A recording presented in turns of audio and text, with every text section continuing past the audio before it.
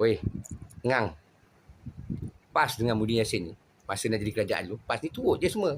Muhyiddin Yassin ada duit, dia bagi semua. Berkempen sekali apa pun. Apabila Muhyiddin Yassin ada masalah, naik court turun court, siapa yang berbunyi panggil Muhyiddin Yassin tak jawatan? Orang PAS boleh jadi presiden. Muhyiddin Yassin tak jawatan.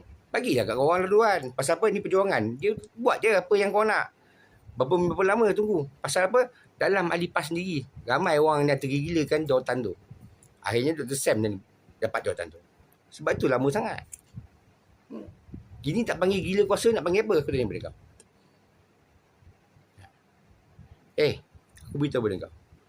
Lepas tu dah tak nak bersama-sama dengan bersatu. Tak jadi masalah.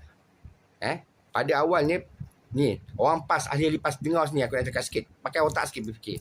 Panggilnya korang ahli-ahli ni, gasak BN ni. Gasak kerajaan ni. Sampai ada di kalangan orang yang terfitnah juga DAP. Sampai kena saman. Aku tanya kepada korang. Itulah laluan dia.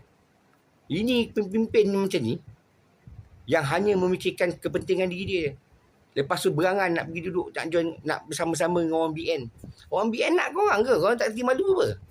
Dipanggilnya korang. Kalau misalnya kita ceria undi-undi, sokonglah BN. Ni menanam kebencian. Muhyiddin Yassin tak panggil orang bersatu untuk membenci PAS. Tak ada. Tak ajar orang macam ni nak pangkah macam ni. Kesudahan dia, kalah kubu kuat korang tu semua kat situ. Tak ada satu kursi pun yang menang. Lepas tu kalau dia boleh sembang apa? Arahan daripada saya. Sebab itulah bagi laluan. Lagi tak kerti malu.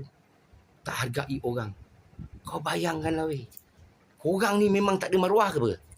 Memang tak ada otak nak berfikir ke apa? Memang korang ni diperalatkan macam tu je ke? Panggilnya korang nak konon-konon nak buat baik, nak bersama-sama. Orang BN tak pandang korang lah weh. Ya Allah, tak kerti malu.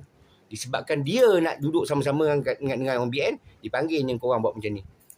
Kau bayangkan, ini kita panggil pemimpin. Orang yang pandai agama, orang yang kata mimpi Rasulullah. Tanya pada kau. Orang BN tak undi korang. Sembang apa? Ada yang cakap, bang ni permulaan, relax.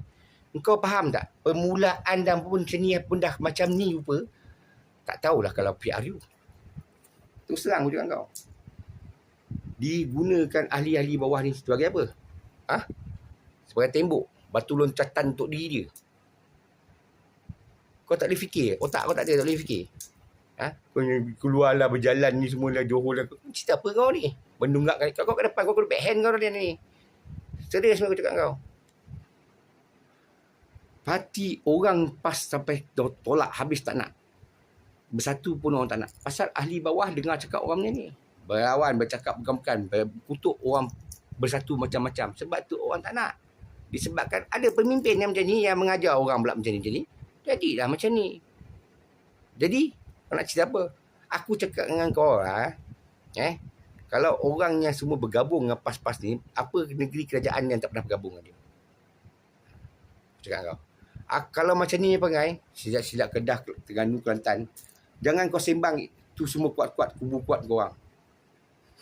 Jangan sembang lah. Niat kita nak buat itu tak betul. Nikmat tu akan ditarik. Kalau dengar cakap aku baik-baik tau. Orang PAS jangan marah tau apa aku cakap. Ini ada kenyataan. Tambah lagi. Dia yang panggil ahli-ahli ni bergasakkan kerajaan. Sampai ada di kalangan korang kena saman. Pasal apa? Terfitnah. Nampak? Nampak tak? Nampak ke tidak? Sampai kena buat sesuatu untuk cari duit. Kau bayangkanlah weh. Kau cuba bayangkan satu benda. Sedangkan kalau dia seorang presiden, presiden PAS, asal dia boleh sembang dengan komen ke siapa-siapa DAP. Sebab dia orang pernah bersama. Dia bercerita, janganlah ni saya punya budak-budak. Itu guna pemimpin. Lepas tu tak tahu. Kita ni semua ni kena pergi cari untuk membantu. Dia suka-suka dia panggil buat ni. Contoh dah banyak nampak lah bangang. Tahu. Politik penting diri, politik jaga tengkolok sendiri, politik jaga putut sendiri je ni. Kepentingan diri sendiri je.